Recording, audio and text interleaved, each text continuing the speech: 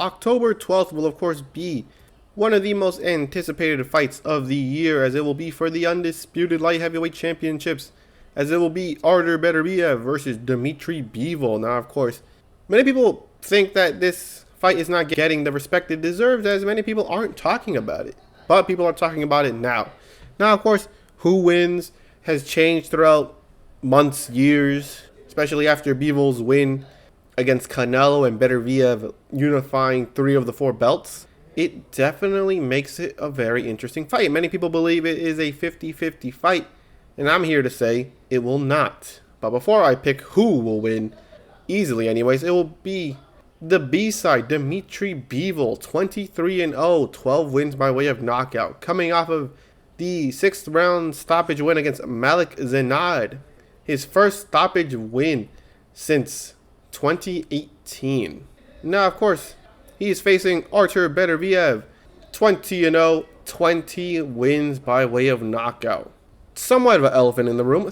He's 39, so quite old, but he is coming off of the 7th round stoppage win against the very much durable Callum Smith. Now, of course, what makes his record and resume so good is that he is one of the few people who still have a 100% knockout ratio at the elite level. Now, of course, there used to be people like Matias and Virgil Ortiz. Of course, Virgil Ortiz lost his 100% knockout ratio after beating Bohachuk via decision. My personal opinion, Bohachuk won that one. They robbed him. And Matias lost his belt to Liam Paro.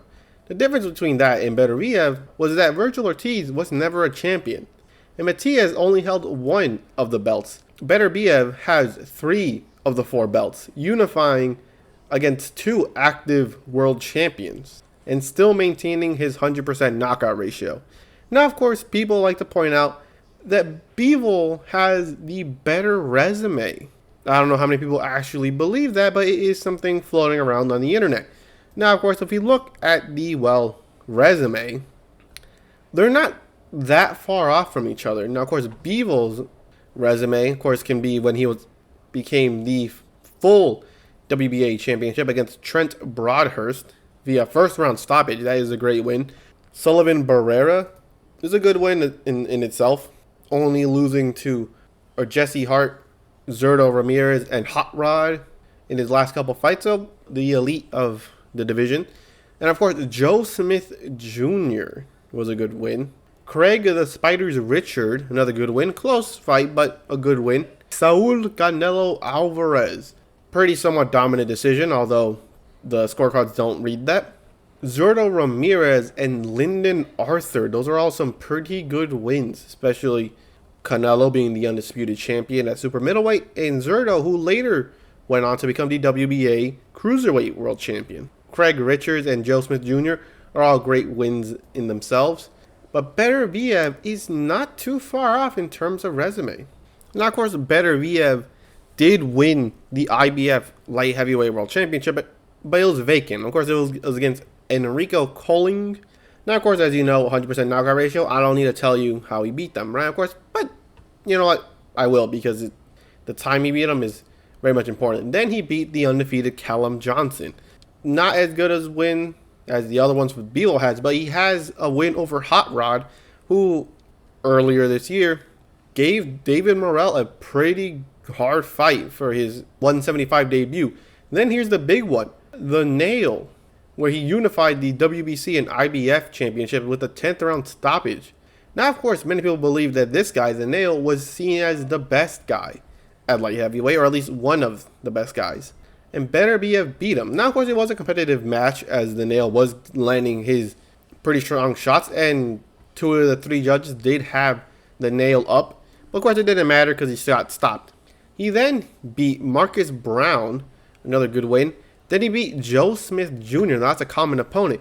But this was for a unification fight, as Joe Smith Jr. became the WBO light heavyweight world championship after his loss to Dmitry Bivol. He stopped him in 2 rounds. Safe to assume Beterbiev fought the essential better version of Smith Jr. and stopped him way quicker.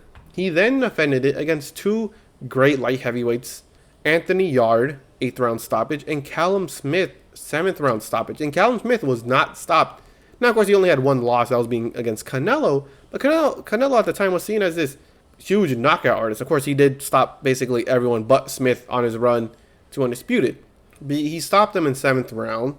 And not only that, he wins rounds as well. He's not losing it and then lands his big shot. No, he's outboxing these people as well.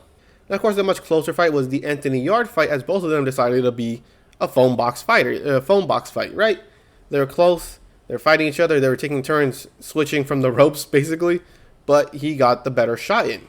When it comes with the resume, it might have to slightly favor Beterbiev for the sole fact of the nail, hot rod, and Joe Smith Jr. as a champion. Now, don't get me wrong, Canelo and Zurdo are great wins, but no one really gave Zurdo a chance. But then again, I hardly doubt they really gave Smith Jr. a chance, but people thought he was going to be big trouble for Beterbiev. Not only that, as we look at the rankings on BoxRec for light heavyweight and the Ring magazine, as you see on Box Live, out of the top 10 wins, Dmitry Bivol has 0. Even if we were to give Canelo and Zurdo, which, let's be honest, if they were still in light heavyweight, they would still be considered top 10 easily. Dmitry Bivol has 0 top 10 wins on BoxRec and the Ring rankings. Beterbiev has 3. He has number 6 on BoxRec. He has number 6 ranked Callum Smith, number 7th ranked The Nail. I can't pronounce his name, that's why I'm calling him The Nail. And number 10, Anthony Yarde. Even on the Ring, it still is 3 wins out of the top 10. Number 5, Anthony Yarde. Number 7th, Callum Smith. And number 8, The Nail. Beterbiev has fought the better opponents, and he has outboxed most of them. Of course, the only other one was The Nail, who was considered one of the best of the division. He stopped him. Now, the problem with that is they believe Dmitry Bivol's style will be the deciding factor against Beterbiev. Of course, he has the more pick and poke, move in and out type style, and it works. He's shown it against Zurdo Ramirez. His speed is relatively super fast. Not even relatively, it is super fast. But of course, Zurdo was a lot slower than Bivol, and especially Beterbiev. Beterbiev has speed too, so you can't expect to blitz someone like Beterbiev. Beterbiev will be there. He also has great amateur fights, so it's not like he's just a dude with power. He outboxes you as well. But one but Dmitry Bivol, his first couple fights have all come by stoppage. When he faced Trent Broadhurst, even if we include that, he has 12 wins, 10 by knockout. Then after his Sullivan Barrera fight, he hasn't been able to stop anyone since. Has he been able to hurt people? Of course.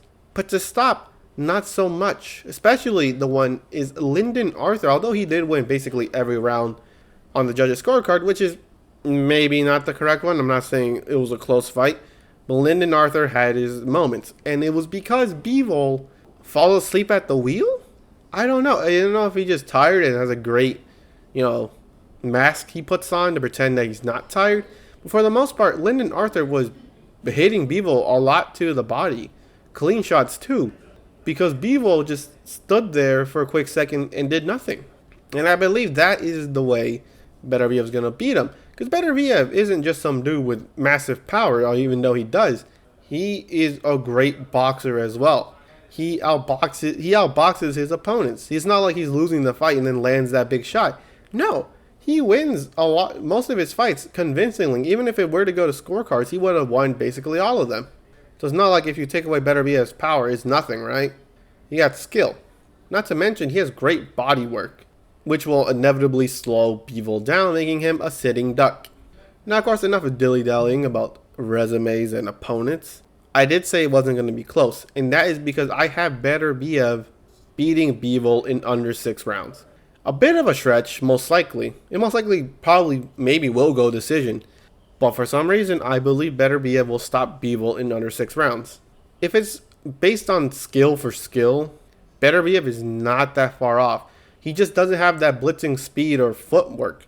But he's also not some flat-footed buffoon, right? No, this dude can move as well. He has a great jab that stuns enemies, like it's some type of debuff or whatever. He has great body work. He has great skill. Now, of course, people like to say, oh, but he hits people in the behind the head, which for some of them, yes, there probably is no excuse. but he's hurting his opponents on the ropes, and they're ducking up and down. Eventually, one's going to hit behind the head when he tries to hit with the hook, right? You know, you can't really blame him for that. But Beterbiev, he's kind of like Inoue. Not as fast as Inoue, but he's too good with too much power. It's not like, oh, I can outbox this guy. Maybe. But this man has more than enough skill to break you down to take away that movement. It isn't like some dude with just power. He will outbox you. This will be a chess match, obviously. Two of the best light heavyweights. But I got Beterbiev in under 6 rounds. I think his presence and his pressure, which, okay, let's say presence, right? But pressure, right, is going to be draining Bivol mentally and physically. I got Beterbiev in under 6 rounds. Bit of a stretch. Probably will happen in the second half or even decision, but Beterbiev will win this fight. In terms of resume, they're basically around the same, if not Beterbiev is better. Skills slightly favor Bivol and footwork, but it's slightly. Now, don't get me wrong, Beterbiev hasn't fought anyone like Bivol all the way back in 2019 against the Nail, but Bivol hasn't fought anyone like Beterbiev. A little food for thought. But anyways, I got Beterbiev via, let's just throw it out, 6-round stoppage. But anyways, what do you guys think? Do you think I'm underestimating Bivol? Do you think other people are underestimating Beterbiev? You think I'm overestimating Beterbiev? I would like to know. But that's it. I hope you enjoy this video, and this will be a great fight, and I'll catch you in the next one.